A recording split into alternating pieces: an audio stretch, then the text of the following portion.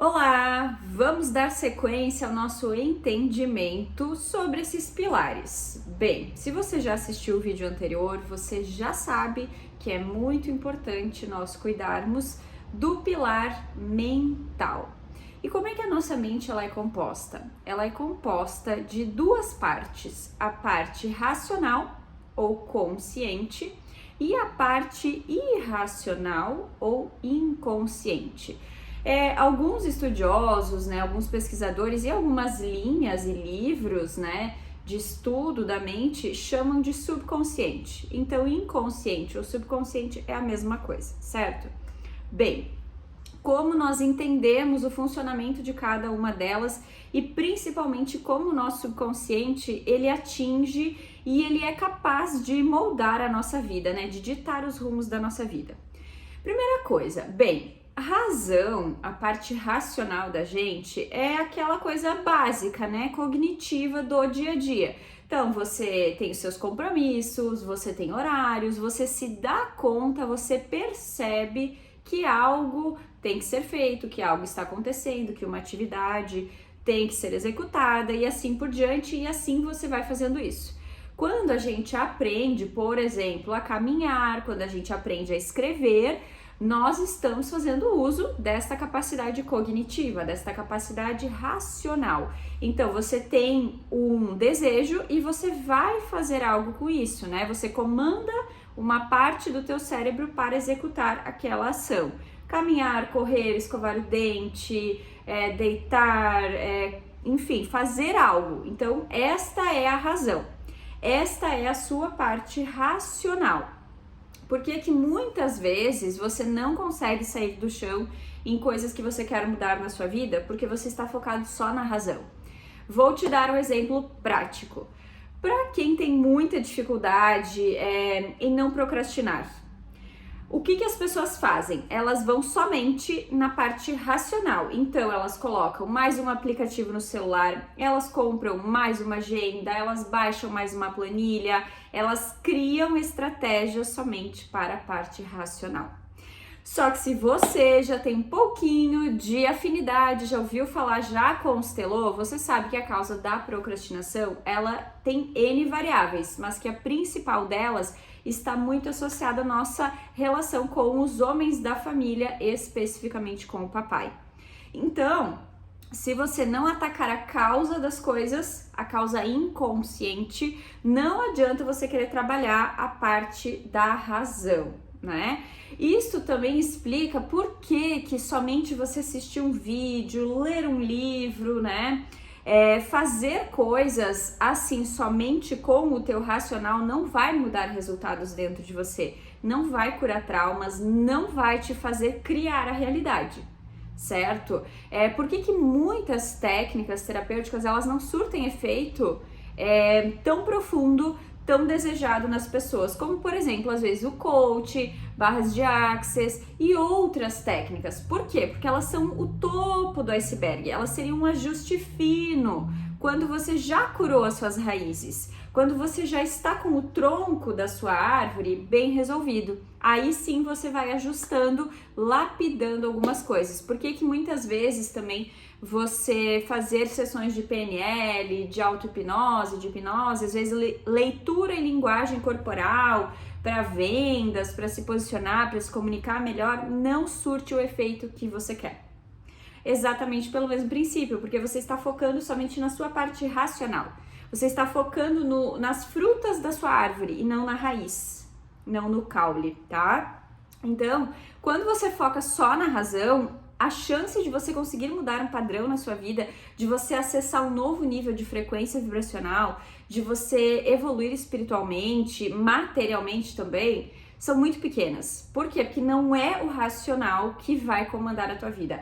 A razão, ela é responsável por criar nossa realidade, a parte racional da mente, uns 10% mais ou menos, Alguns estudiosos, algumas literaturas dizem que é 8%, ou seja, é muito pouco. O restante está totalmente, digamos assim, abaixo desse iceberg, sabe? Está totalmente vinculado à sua parte inconsciente, Só que o inconsciente, ele é muito incompreendido Ele é muito pouco acessado, ele é muito pouco curado e explorado. E o inconsciente, por que ele é irracional? Porque ele realmente não entende quando algo é bom ou ruim para você. Ele apenas é como se fosse um gênio que executa aquilo que você mais pensa, mais carrega, mais sente e mais bota foco, mais bota intenção. Ele não sabe que você não quer ser assaltado. Ele não sabe que você não quer perder dinheiro. Ele acha que é muito bom perder dinheiro, porque você só está pensando em pagar contas, porque você só está preocupado em como você vai fazer no mês que vem para ter mais dinheiro, em como você vai fazer para parar de gastar, sabe? Ele não entende que você quer mais dinheiro. Por quê? Porque você está dando comandos errados para ele. E por que você dá esses comandos errados? Exatamente porque você não quer curar aquilo que está dentro de você com base na tua história. Né? Você já sabe que a sua infância, ela tem muito poder sobre você. Você precisa, enquanto adulto, escolher curar a sua infância. Se você não fizer este movimento, o seu subconsciente, ele está carregado com a visão, com a sensação, com a história, com os sentimentos de outras pessoas. E você vai replicar a história destas outras pessoas. Você vai apenas seguir um padrão, seja dos teus pais, dos teus avós, dos teus tios, dos teus primos, das pessoas que conviveram com você enquanto você era criança. Então, para você mudar a sua vida, para você mudar a sua história, você tem que primeiro entender esses pilares da sua mente, você tem que entender aquilo que comanda você, que é o subconsciente, tá? E nós temos mais ou menos por dia 60 mil a 70 mil pensamentos. Então imagine você, muitos desses você nem se dá conta que está pensando, porque é muito automático, são coisas que você está acostumado a pensar e sentir, a ver a vida com esse prisma desde sempre, por 20, por 30, por 40, por 50, por 60 anos. Então você nem se dá conta que aquilo não é um pensamento bom. Mas é óbvio, você não vai se dar conta dos 60, 70 mil pensamentos. Só que à medida que você vai evoluindo, meditando, silenciando a tua mente, você vai daqui a pouco fazendo um reiki, você vai se alinhando todos os dias, você começa a ter um domínio maior destes pensamentos e você se dá conta daquilo que não é benéfico para você. Lembra que a tua mente não sabe que você não quer perder dinheiro, que você não quer adoecer e não quer ser traído, não quer ser demitido, não quer ser assaltado? Aí você começa a pegar os pequenos pensamentos, os pequenos gatilhos que levam a essas catástrofes que você não quer viver, né? Mas assim, este termo subconsciente, ele é muito presente na psicologia, com a figura de Jung, e Jung começou a nos mostrar o poder que o inconsciente tem em nós através da linguagem dos sonhos. Então muitas pessoas se atraem, buscam, né, saber um pouco mais sobre si e sobre o autoconhecimento através dos sonhos que elas vão tendo.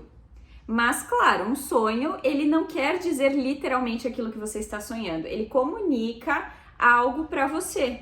Ele pega algum padrão seu, algum medo seu, alguma preocupação, às vezes alguma coisa que está muito guardada em você, e ele mescla com imagens do seu dia, com imagens aleatórias que você viu na rua, que você ouviu, e aí por isso que você sonha à noite, né? Então, esse termo inconsciente, ele começa a vir à tona muito com Jung. Porém, antes disso, a gente já tinha o Hermes Trismegisto, um estudioso grego, que para quem não sabe, o Hermes, ele reencarna na Grécia, né? Mas ele era Imhotep, que foi quem construiu a primeira pirâmide lá no Egito, lá em Saqqara. Então ele já tinha consciência desses poderes do inconsciente e ele escrevia e propagava isso no Egito para que as pessoas começassem a entender como o poder da mente delas cria uma realidade boa ou não tão boa. E aí quando ele reencarna na Grécia, ele traz esse conhecimento à tona e ele escreve aquela frase que ficou muito famosa quando foi lançado o livro O Segredo. Aquilo que está em cima é como que está embaixo, o que está dentro é como que está fora, né? Que é a famosa Tábua das Esmeraldas, né? Mas nós temos também médicos ao longo da evolução da humanidade que começaram a entender o poder do subconsciente para fazer cirurgias, porque hoje nós sabemos que existe, óbvio, anestesia.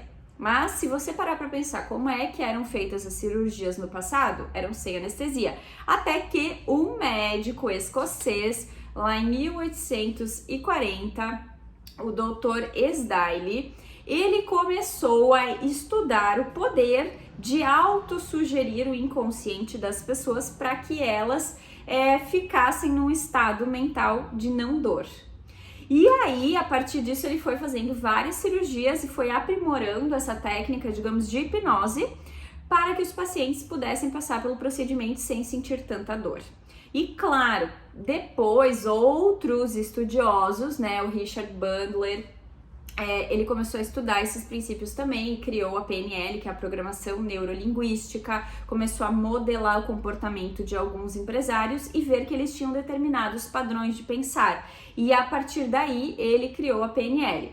Nós temos também o Theta Healing, que a Vianna Stibal, ela nos trouxe, né, uma americana também, que estudou também essa linhagem do pensamento e ela entendeu que nós conseguimos mudar também alguns pensamentos, alguns sentimentos e traumas quando a nossa mente está na frequência Theta.